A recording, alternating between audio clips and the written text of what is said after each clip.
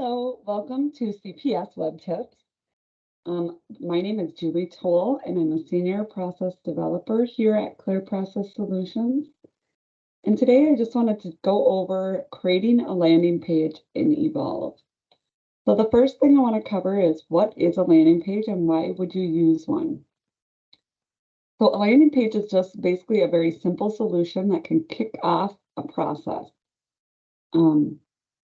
If you have complex solutions where it might require several different SAP transactions, maybe it uses the same data, it's best, we have found, to maybe simplify by separating those out and then having one landing page where a end user can go to kick off the process.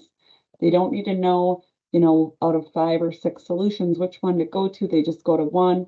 They fill out some data that might be used across all, and then it'll launch the process for them.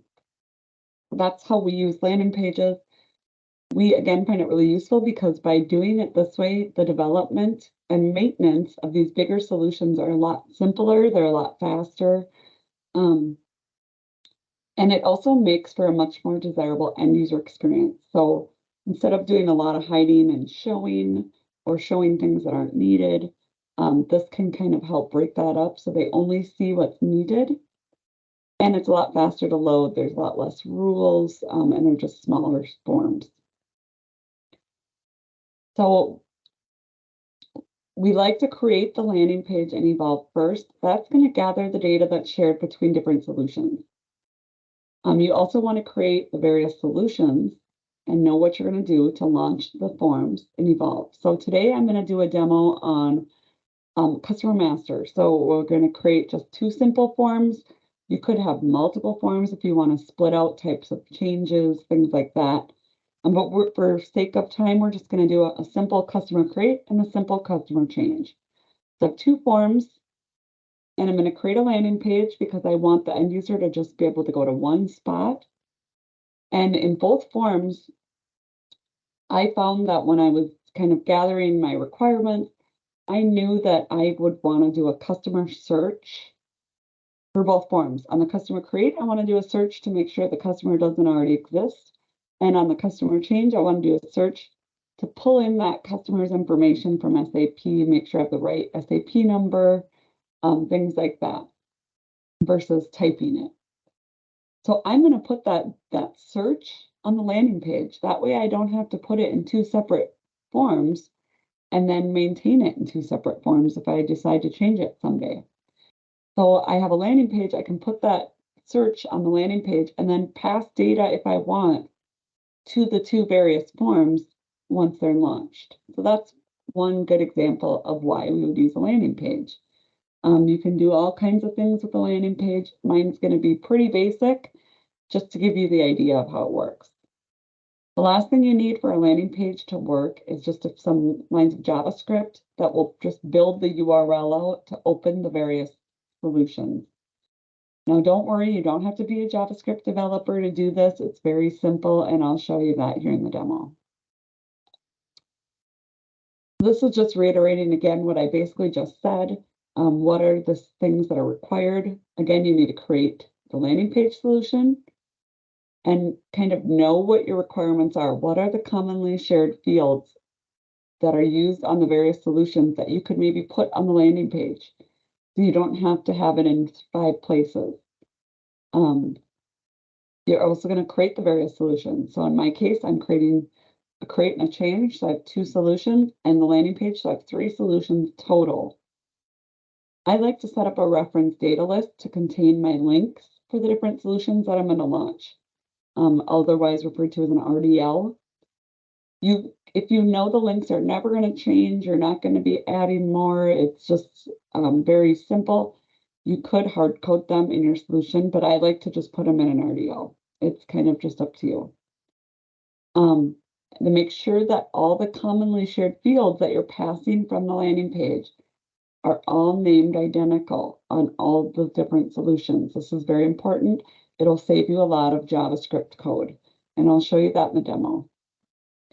And then last but not least, again, create the JavaScript functionality only on the landing page to then build the URL, which will launch the solution. So with that being said, I'm going to go straight into the demo. Here is my basic landing page that I created for a customer master search. I like to pull in requester information, and then I am going to just do a very basic search out to SAP based off customer name. I did a full or partial. So I'm just going to type in test. I'm going to say anything that starts with TES, and then I'm putting an asterisk to say it can have anything after. Ours are all in uppercase, so it'll automatically change it. And then I'm going to click search. This is going out to SAP and just doing the search for me. And it found 4 different customers out there that all start with TES. Now let's say that none of these are the customers that I'm looking for. So I'm based off of my requirements, okay, I think I need to create my customer. I don't need to do anything else. I can just be trained to then click create customer. And it's going to open up a new tab up here and a new window and open my customer create form. And then I can fill this form out and move on from there. Now, you could be passing data to this form if you wanted. Maybe I have it fill out some of the data on my landing page and then pass it in. Just for sake of time, I didn't. I'm just going to have them fill out the form, and I didn't pass anything. So that's one way you can use a landing page. It's just launching the form with nothing passed over. I'm going to close that. Oh, I forgot to show one thing. The URL. So I'm going to launch it again. When you launch your forms, when you create them and deploy them, you can just build it very small to get the URL, however you want to do it, and then continue building. But to get the URL, there's this little share link up here. You're going to click that, and that is going to give you the URL to this form. This URL will not change. You can continue to update and deploy. This is the base URL. So no matter what version it is, this URL will always give you the latest deployed version. So this is the URL you're going to take for your forms you want to launch. And then I like to create an RDL to store mine. So in Solutions Reference Data List, I created this customer URLs. I just go look at it. I have 2 columns. Let me just make this a little bigger. For my create form, I put in a request type, and then this is the URL that I just copied. And that's what I list here. And I did the same thing with my change form. I created a basic shell of the change form, deployed it, got the URL, and placed it in here. And then I continued to build out the forms. So those are my URLs. If I go back to my landing page, I created a few different fields here. One is called request type. I have a launch form URL. This is going to be the URL that actually launches the new screen, the URL that's going to be up here. And then I have a form type URL. You can do this different ways. You could take the form type URL and hard code it to the URL if you only have one, or if you want to create different fields for each one, you can do that. I like to just put it in one because the JavaScript is easier. And that's why I create the RDL. And I separate them by having this request type, but the form URL is always just going to be in one field and one RDL. And so the way I did this was, to show on here, they click change. It's going to set that request type field to change. Now I need to go get my form type URL. And this field can hold either the create or the change, or if I have multiple URLs, different solutions, it can do that. And how I did this was I did a get external value. I added my RDL as a data connection.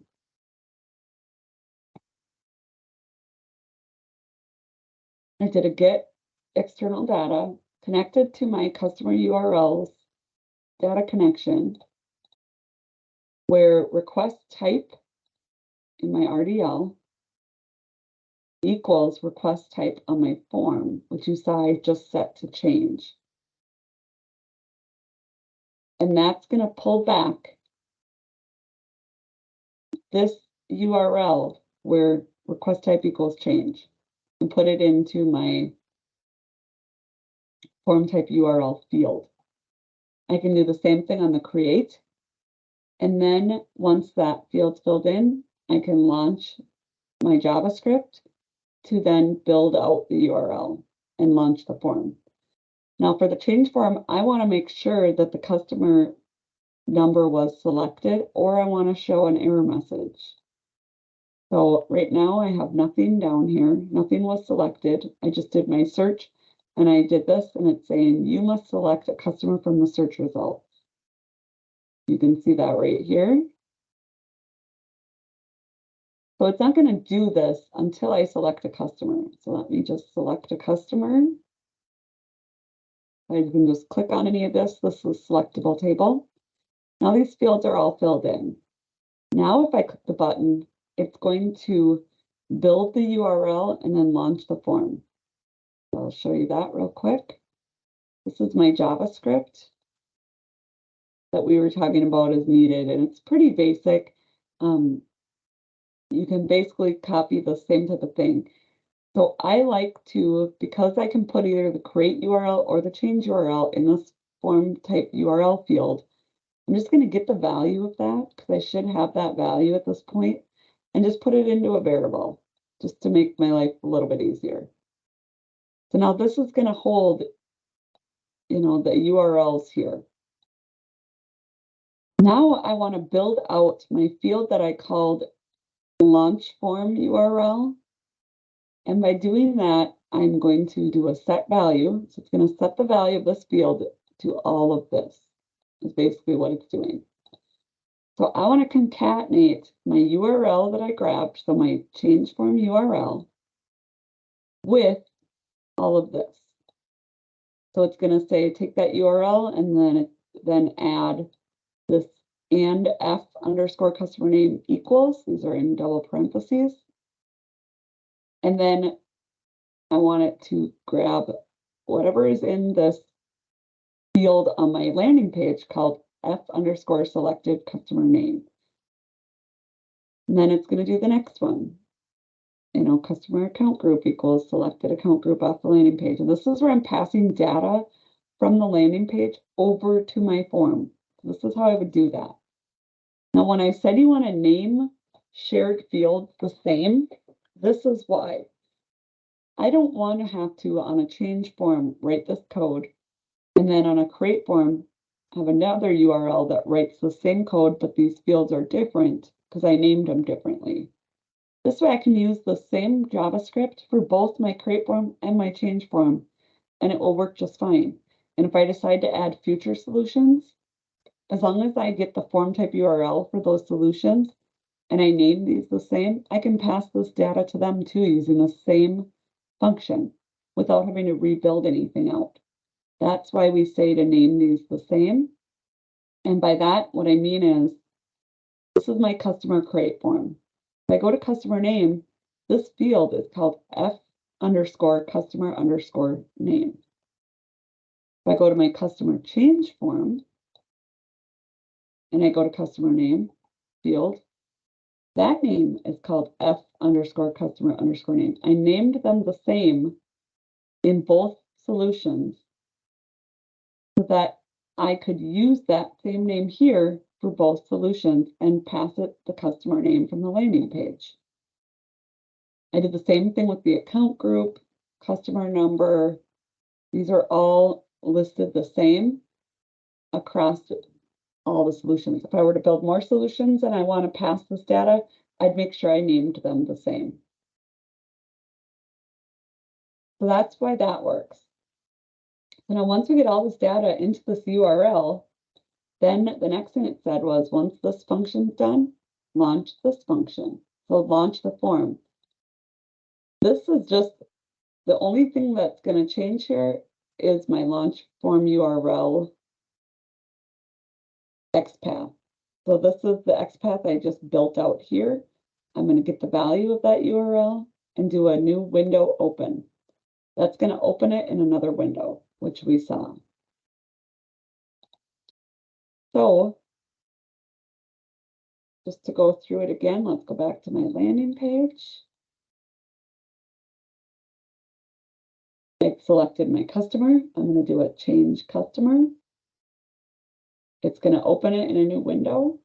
And now my customer change form, because I passed data from the landing page, you can see that it has data in it when it's loaded. It didn't run a query, it just automatically loaded with this data. This is data that was passed from the landing page. It's the same information. And here's how I did that. In my URL, if I break up the URL, this right here is the URL up to this customer change that I put into my RDL. So this is kind of like my base URL for the change form. The rest of this is all about getting like the correct version. That builds automatically, so that's why we didn't have to worry about typing it in. Now, if I scroll to the end, you'll start to see that after all the numbers and information, I have this and F underscore customer underscore name equals, again,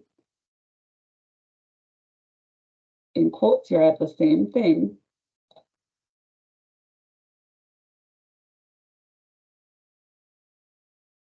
And then it says test, parentheses, or percentage sign 20 test. Now in the URL, you can't have any spaces, so they put in a percentage sign 20 that equals a space. And that's built automatically.